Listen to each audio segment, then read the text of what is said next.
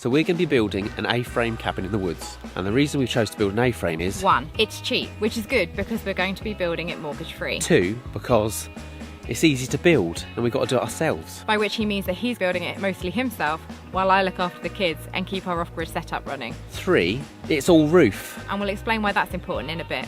We're going to be building it here. In the woodland that we've grown ourselves over the last 20 years. And this week, we're breaking ground. So we're going to build an A-frame house, and the general idea is that the ground floor will be really open plan, there will be a mezzanine up the top, which will be a living space. It might double up as a bedroom at one point, depending on what point we get fed up of living in a mobile home and decide to move in.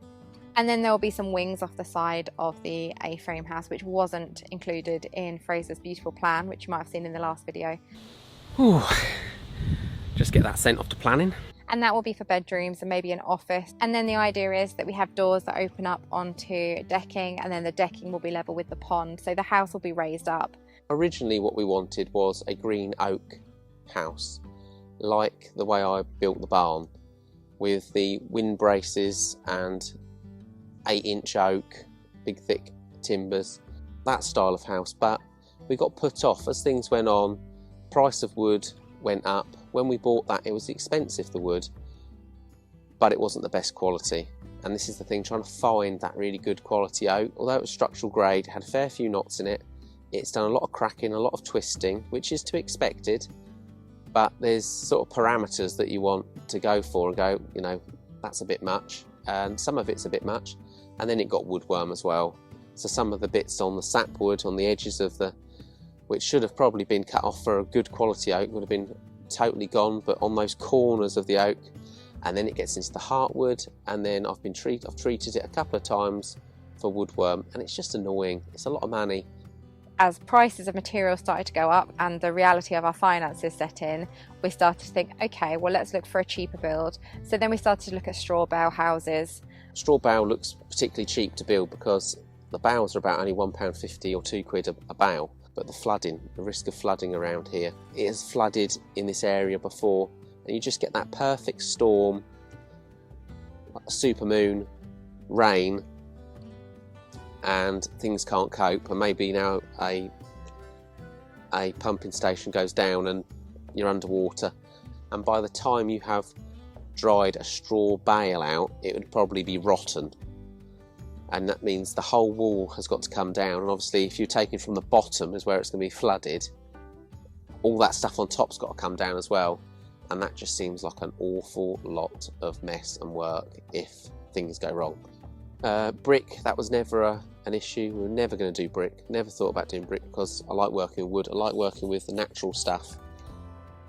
Brick is heavy, it's expensive, it's labour intensive, and I just didn't want to work with it. Or even like the cob or mud build, but for the same reason as the straw bale, mud and a flood, they just don't work, do they? Now that I think about all of the different things that we need from a house, an A-frame is the perfect choice for us. The main reason being that rainwater is our only source of water. The borehole, it draws salt. This time of year when it's dry, we've got no water past the level of salt, so 3 metres down, we get salt, but above that we've got nothing now, we're dry. As we come into the wetter seasons, we'll get some water that is now not salty, but we haven't got anything now. We're completely reliant on our pond and what's in our tank. And so having a house that is all roof, and the idea is it's going to be an A-frame on stilts, the same level as the bank where our pond is, so that it comes off that and the gutters go straight over the bank into the pond. That's the plan.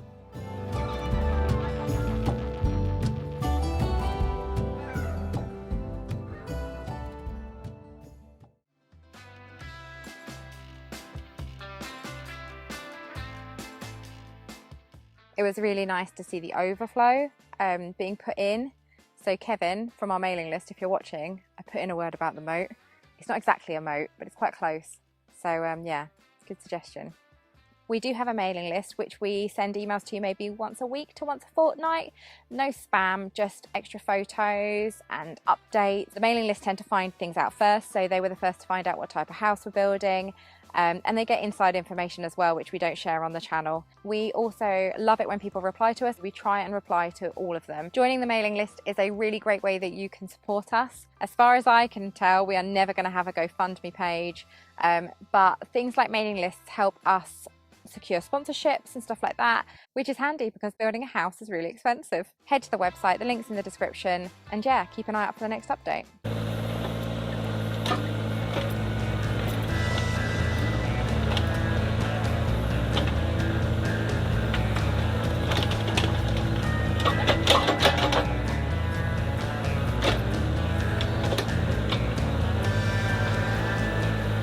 Got an overflow that meanders around the side of the house out to the main drain, so that could be continuously flowing some winters, which will be quite nice. I think having that water, that flowing, meandering through the trees, lovely. It's adding some substance to a place that has very little features actually. This land was just a bare field and now it's got trees, a pond, and with something that with some flowing water potentially, that it's just improved things. And obviously all the nature that's here now. We've got newts and we've got ducks and we've got the swallows dipping the water, which is amazing. We've been swimming in there, we've had swallows come down right next to us and skim the water for bugs or whatever they're doing.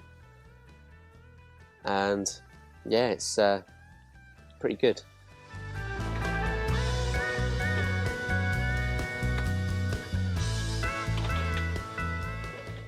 The other day, Fraser turned to me and he said, "I can't believe that you are putting this much faith in me to build this house." And you know what? Until he said that, it's not something I had even thought about. Because I've seen Fraser do a lot of projects since we've been here.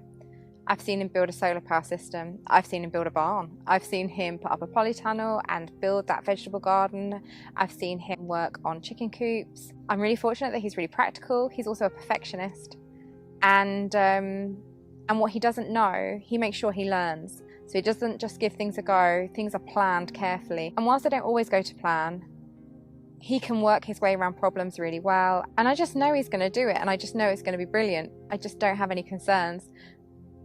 Maybe that would make some people feel nervous, but for me, he has my complete trust because everything that he does, especially when it's for his family, is the absolute best that he can do it. And there's no way he'll give it any less than his absolute best.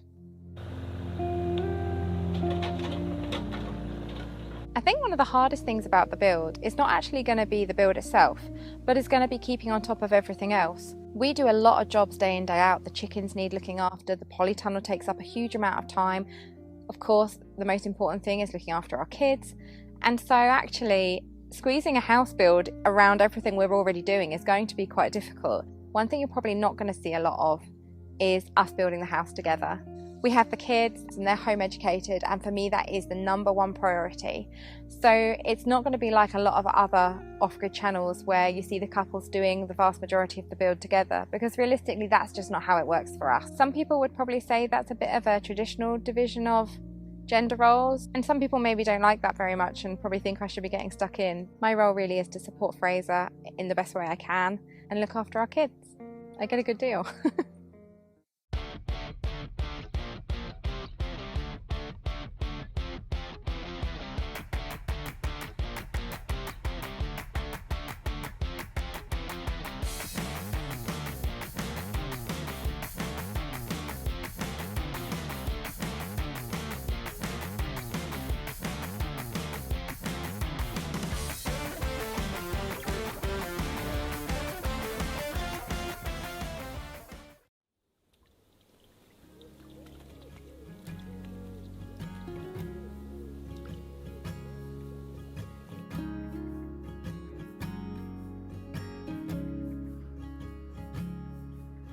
Oh, that's a funny one. It's like a pair of legs.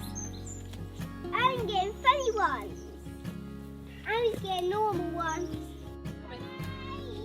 Whoa! I'll take these. Oh, no, you can't. They won't fit. Oh. Come on then. Grace, you coming? There you go.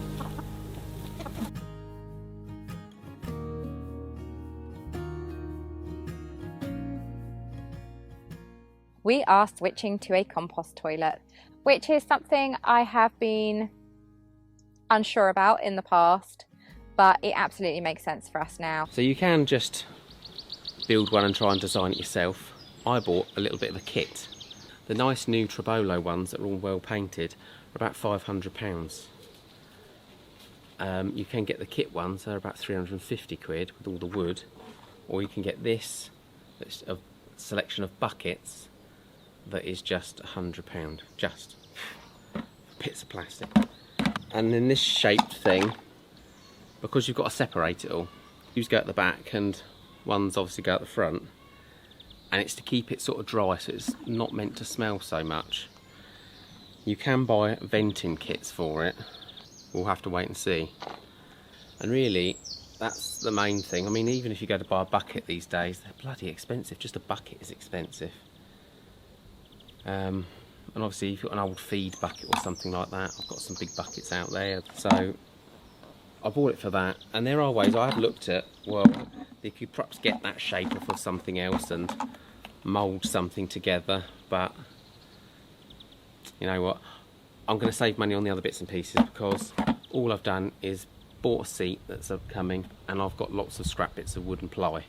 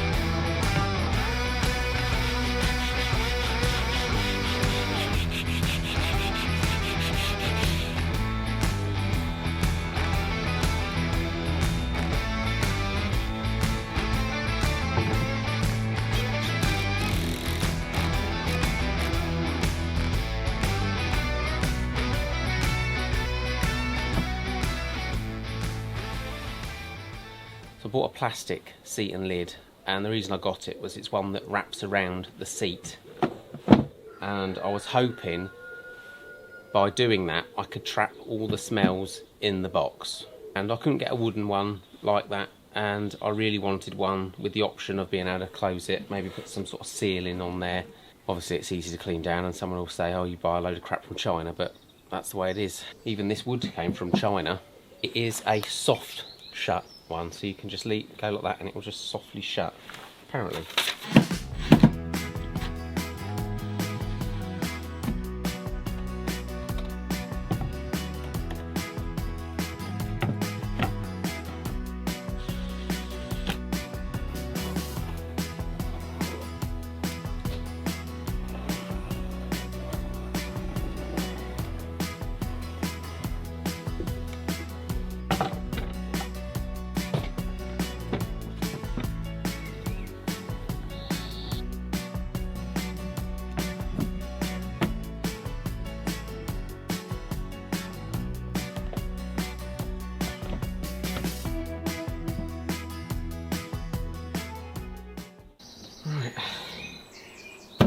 Good.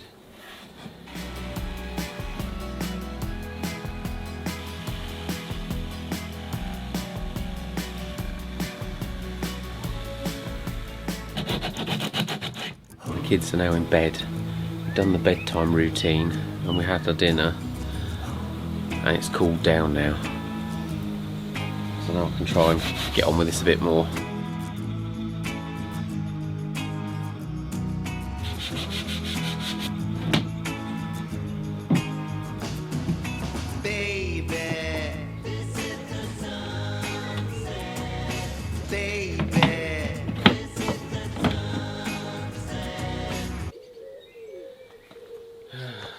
I've got a design flaw with this. Sometimes it doesn't matter how many times you put something together and try it, it's not until you fix all the other parts and you realise actually that's not going to work, and that's one of these times now. So what I've been doing, I've got the tub and the bucket in there like that, and everything meets up. That all now fits, and I think, oh, that's good. That bit there inserts itself into the urine tub. Lovely. Except when you do it like this, it doesn't. So now I've got to try and chisel that wood out, because I've screwed all this in. This is all screwed in now. I don't want to undo all that. That's screwed behind there to strengthen this. So now I need to chisel this out. Now I need to cut this out so it fits on both sides. Chisel that out there.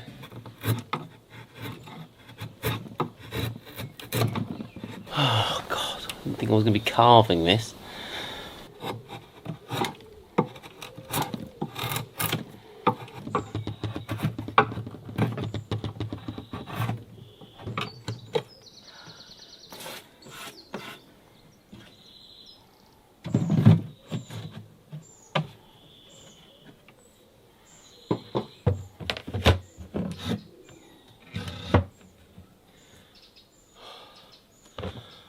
At long last, it's right. I can go up and down and just bam.